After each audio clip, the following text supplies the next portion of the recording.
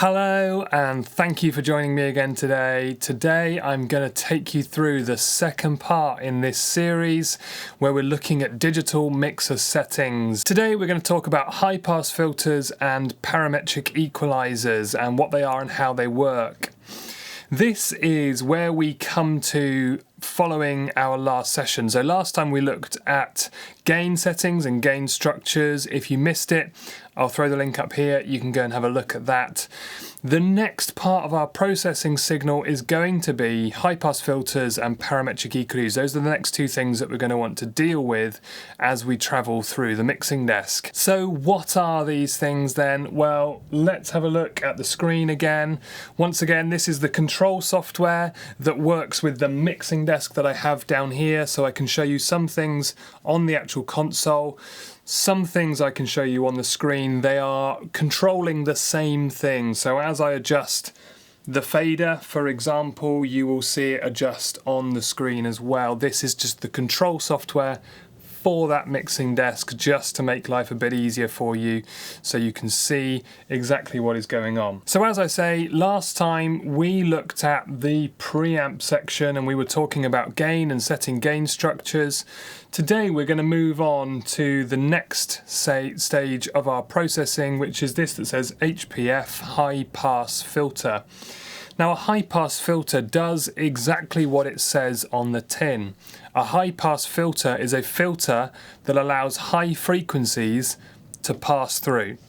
And as we can see, we've got this graphical representation here on the screen, which is really helpful to understand this, because what we can see here is that all of our frequencies, from our low frequencies here, we've got 20 Hertz up to 20 kilohertz. This is low frequencies to high frequencies, and across all of this range of frequencies we can see here that this filter, this grey section, is what's being applied to our sound.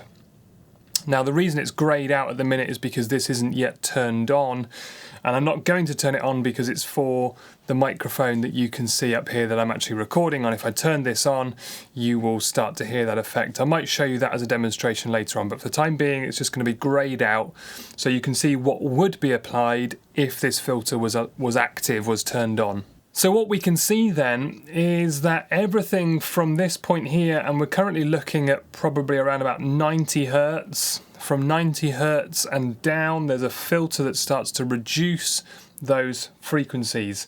Now, if I grab that controller on the console, I can start to adjust this frequency point, and you can see I can pull it up and take this up to 500 Hertz or a kilohertz, or wherever we want to go with it. We can pull this up, and everything below this point is going to start to be removed or reduced from this frequency range, and all that's going to be left is the higher frequencies above that point. Now let me give you a little demonstration as to exactly what this sounds like. I've got my microphone down here again that we used last time, so I can pull this back up and I can start to show you some of this audio. So if we now move on to the second channel here, so we're going to start looking at this particular microphone, and if I unmute this channel, you can start to hear this audio. So let's unmute this here. So if I start to take this high pass filter up, you'll see on the screen how this adjusts that frequency, and as I do, you will also start to hear how this changes the sound. So we're now up to 2 kilohertz, and everything below 2 kilohertz is now being reduced or removed completely from this audio, and what effect that has on the sound of my voice. And as I take this back down again, you'll hear those low frequencies starting to come back in, and as I get to round about the 90 Hertz point again, you will hear that most of that is now back. So that is the high pass filter. Now, a high pass filter is a really useful tool in mixing. It's something that really helps to clean up a lot of sound. And I would apply a high pass filter to almost every single channel.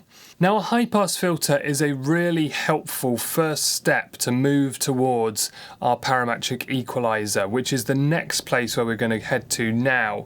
So if I now move over and pull up this that says PEQ here. This is parametric equalizer, parametric equalization.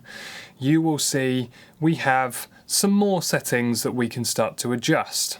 Now, for anybody who's had experience using an analog mixing desk, you will be aware of equalization. EQ is something that has been around on analog mixing desks for many, many years.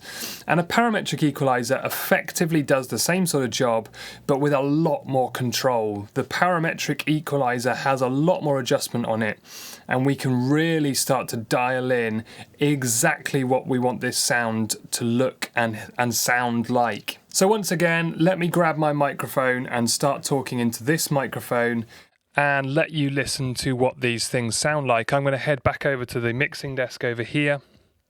And from over here, I can start adjusting some of these settings. So you will see here on the mixing desk that we have 4 bands available. We have low frequency, LF, low mid, LM, high mid, HM, and high frequency, HF here.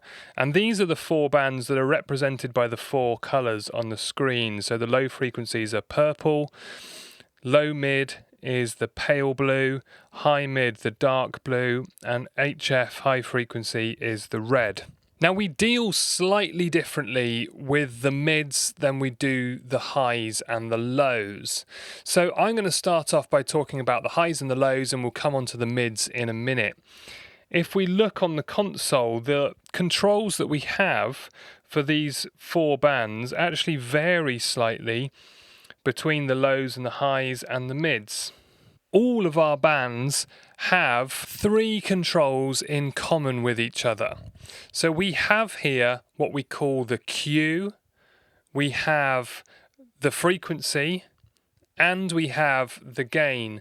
And we can have all of these 3 things for all of the bands. But the high and the low also have an additional control that we can adjust. So here you can see that these bands can be set to various different shapes.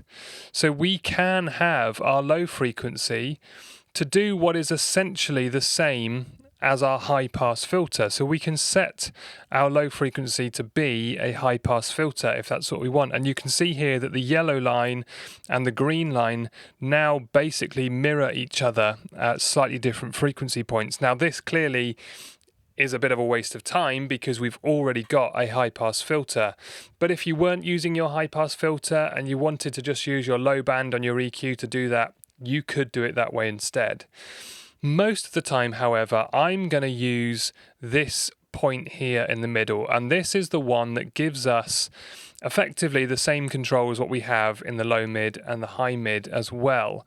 And this will allow us to be able to start really dialing in our audio and effectively using that low frequency as an additional band on top of our high pass at the low end. And the same is true at the top as well. You can see here that we have at the minute what is essentially a low pass filter engaged on our high frequency band. So this is doing exactly the opposite of our high pass filter. So we're going to filter out everything above a certain point, and anything below that is going to be reduced. Once again, I can demonstrate this for you with this adjustment here, and if I start to pull this frequency down, you will hear as it goes lower and lower and lower, the high frequencies of my voice are starting to disappear, and my voice is probably sounding really quite strange by this point. I can't actually hear what effect this is having, but I would imagine it doesn't sound great. Let's just take that back up again a little bit. So once we've chosen the type of shape of band that we want to use for all of our frequency points, we're now in a position where we can start to make some adjustments. Now, it is always easier to hear a peak in sound than it is to hear a reduction in sound. So when we start to take things out of that sound, the effect is fairly subtle. However, if I start to push that up and add those frequencies into the sound, this is where it will become a lot more obvious what is going on. So if I just for a minute, I take this peak here and I sweep it up and down through the frequency range, you will hear how this starts to change the sound of my voice. So I take this up and it's going to change those frequencies higher in my voice, and I take this back down again and it's going to start to adjust some of those lower frequencies in my voice. And hopefully you can hear this demonstration. As I say, I can't hear any of this. This isn't coming through any of the speakers or anything here, but hopefully you can hear this demonstration on the video, and you will hear the effect that this is having on my voice as I push this up and down. Right, let's take this back down to 0 again. The second thing that I can show you is the Q factor, and what is that doing? How's that changing the sound? Well, once again, if we push this curve up here so you can hear this frequency peak, our Q is going to adjust the width of that curve. How wide of a curve are we going to be starting to take an effect on? As I take this number down, you will see here that curve gets wider, and if I push this curve up and make this number higher, you will see that that curve starts to get narrower, and we now have a fairly narrow, fairly pinpoint point of either adding or reducting that certain frequency from our audio. Okay, let me take this back down to 0 once more, and I think that will do for the demonstration. So, as we saw there, we have a lot of control over the sound using our equalisation in our mixing desk. We can change frequencies, we can change the gain, and here our gain is, are we talking about adding or taking away that frequency that we've found? And we have a Q control that allows us to choose how wide of a curve or a narrow curve are we going to use to affect that given frequency. So that's all the control that a parametric equalizer will give us. So how do we start to use it then? Well, it's normally best to start with everything set to 0. If you can start with a position where there's nothing being done with the equalizer on that channel or that instrument voice, whatever it might be, then you can hear quite naturally what is that sound sounding like. Is it sounding very thin? Is it sounding very boomy? There are certain sounds that we describe when we talk about a vocal. So we could have a fairly nasally sounding vocal, or we could have a fairly boxy sounding vocal, and all of these different sounds actually indicate certain key frequency points that we might want to adjust. So maybe let me give you one more demonstration here just to show you what some of these sounds sound like. So if I come back over to this microphone again, our boxy sounding voice is going to happen for us at around about 500 Hertz. Now I'm just going to set this curve back to something a little bit more sensible again. And if I now give us a boost at 500 Hertz, this is the point where a voice will sound a little bit boxy, a little bit roomy. This is what that sound will sound like. So this is the kind of sound that you would expect to be a problem at around about the 500 Hertz mark. The next sound that we might find is that kind of nasally, slightly honky sound in a voice, which is normally around about 1.5 to 2K, maybe 2.5K, somewhere around about this point where we might start to find this sounds a bit nasally, a bit honky, generally fairly unpleasant kind of a sound. And if we go up to the higher frequencies, this is the area where we start to get some sibilant problems. We can get hissing S's and all those kind of things, and that's all the higher frequency stuff that goes on up here. And our low frequency point, the kind of boomy bass voice, is going to be around the 200-ish Hertz mark, 225, maybe something like that. So again, somewhere in around about here, you will start to hear my voice going fairly boomy. And those, I would say, are the 4 key points to look out for on a vocal channel. I'm just going to take this back down to 0 again. So about 200 to 250-ish Hertz is the boomy point in a voice. About 500-ish Hertz is the boxy part of the voice. About 2 kilohertz is the nasally type of voice. And about 6,000-ish hertz is the sibilant S's, and that will all kind of happen in about that sort of point. And those are the 4 points that I would look out for on a vocal where you might need to find some adjustment. Now, you will start to hear those things if you have your EQ set to 0. If you have nothing added or taken away from this sound and the person just starts to talk into the microphone or sing into the microphone, the first thing to do is to listen to it and just say, does it sound boomy? Does it sound boxy? Does it sound nasally? Or does it sound sibilant and hissy?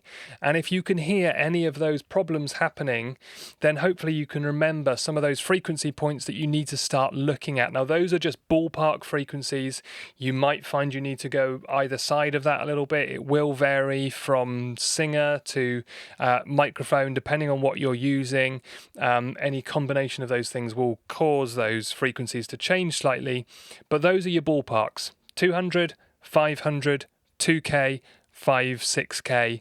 Those are the ballparks to start looking at. Once you've listened to that sound and you've identified some of those problems, now is the time to start dealing with them. So I'm going to put this microphone down again. Let's go back to the other mic. So now we can start listening to our audio. We can decide whether we've got any of those problem frequencies happening. Is it sounding like we need to make an adjustment at 500 hertz, for example? The other place that we can also use EQ very effectively is in feedback reduction. And if you find that there are certain frequencies that are feeding back in your sound, you can actually deal with those in here. And that's an example where you might want to make your band very, very narrow. And you're going to take that Q control and we're going to make a really narrow band just to pinpoint that one frequency that's feeding back. So if you say that we've got a problem at 8 kilohertz where we're at in the high frequencies here, we can take this up to 8 kilohertz and we can make a cut fairly specifically just at that one frequency point to help solve a feedback problem. Now, really, it's fairly difficult for me to teach these principles. They're all very vague at the minute because there's going to be so many variations in your context. So don't take any of these numbers as being set in stone, concrete places that you need to go to. You really need to just listen to what you can hear. You need to look at which singers you've got, which instruments you've got, what microphones you're using, even what the room itself sounds like. There are going to be so many variables for you that these frequencies could really very easily change and potentially change fairly dramatically. So don't take any of these numbers as being set in stone, concrete things to look for. Use your ears and adjust things accordingly. But hopefully that's given you an understanding of some of the tools and some of the ways that you can use them. From there, it's about you applying those and trying them out and seeing what sounds good. I would really encourage you to do some EQing with individual members of your band before the service has started. Try to make sure you have dedicated sound check time where you can go through this and make these adjustments, because it's so much easier to hear those things with something in isolation. As soon as other musicians start to play along, it becomes very difficult to separate sounds out. So making these initial changes is loads easier if you can do things one at a time, just in isolation. Go through each individual person and listen to everything in isolation. So try and find the time to do that, whether that's some sort of midweek band practice or whether you get the chance to do that before a service. Try to make sure that you get that opportunity to do that. But also recognise that that isn't the only time that you need to do that as well. EQ changes can start in isolation, but they cannot be completed in isolation. Ultimately, as we're mixing sound, what we're doing is blending all of those sounds together. So we can start to make those changes to instruments in isolation, but ultimately we need to know, well, how does the keyboard sound alongside the guitar? And how do those two instruments fit together? And do we need to apply further EQing to help solve some problems now we've got two instruments playing? And what about if we add the bass guitar? How does that change the sound? It's great to have a nice sounding acoustic guitar when it's played in isolation, But if it doesn't sound great when it's with all the other instruments, then what's the point? If the only time you're making adjustments to your EQ is when you're listening to the instruments in isolation on their own, then you need to really start looking at, well, what further changes do I need to make as we bring these things together? So hopefully that has been helpful. That is it. That's our look at EQing and the second stage of our processing through our digital mixer series. So we looked at high pass filters, what are they and what are they doing, and the parametric EQ and all the control that we have in a parametric equalizer. How do we use those settings to set up something like a vocal channel? And when do we need to look to apply our EQ? Look to apply it in isolation, but also look to apply it with the whole band as well. If this video has been helpful for you, then please do give it a thumbs up and subscribe to the channel as well. That would be really helpful. Thank you so much. Any questions that you might have, please chuck them in the comments below, and please again let us know your tips. If you've got any handy tips on how you do EQing, that would be great to hear as well. So that's it for this video. I'll see you in the next one. Thanks guys.